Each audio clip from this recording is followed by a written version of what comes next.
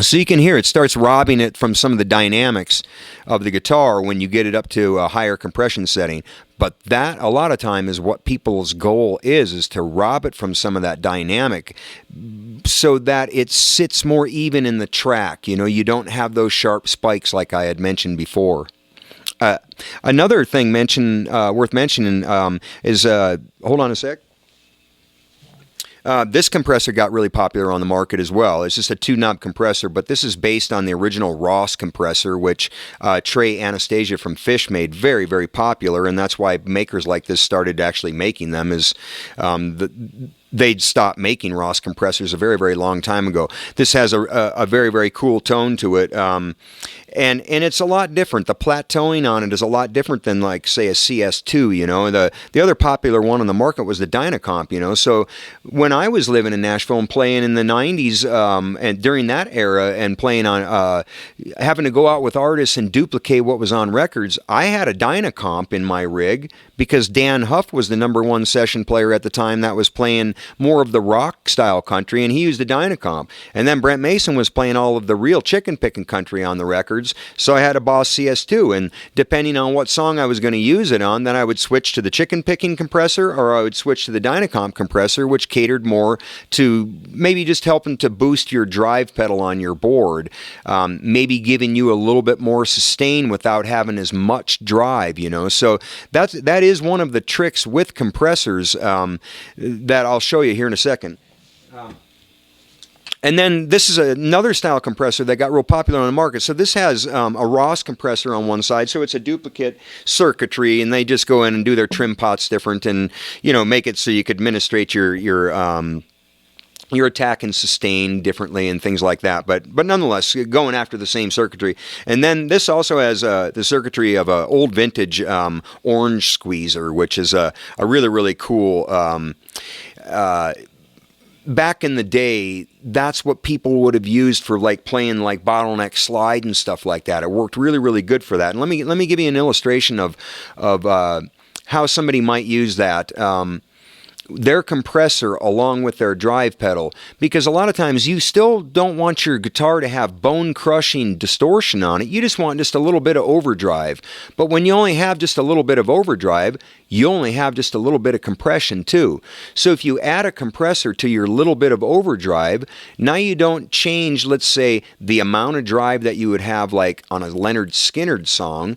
You just have a longer lasting note with that same amount of drive on there. So I'll set up a compressor and I'll illustrate that for you real quick.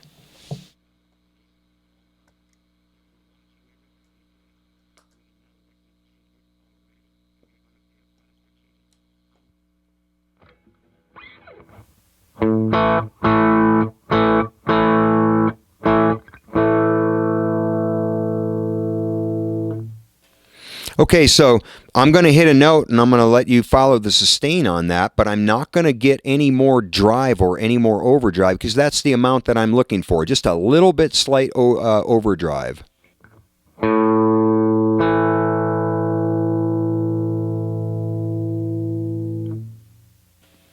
Okay, so I'm going to add the compressor to it, and it almost acts like a saturator in front of it. It's outputting a little bit of gain into my overdrive pedal. And this is a very, very common way to stack gain on your pedal board.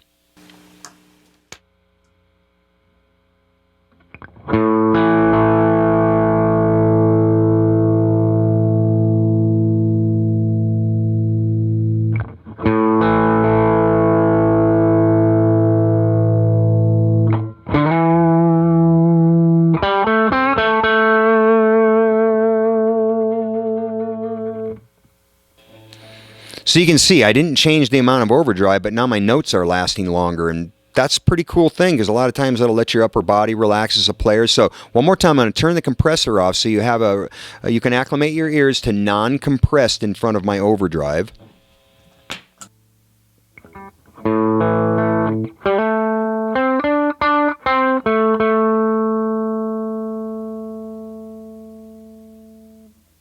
You can hear it dissipate a lot more rapidly. Okay, so I'll do the same lick, the same attack. I'll turn my compressor on and show you the difference.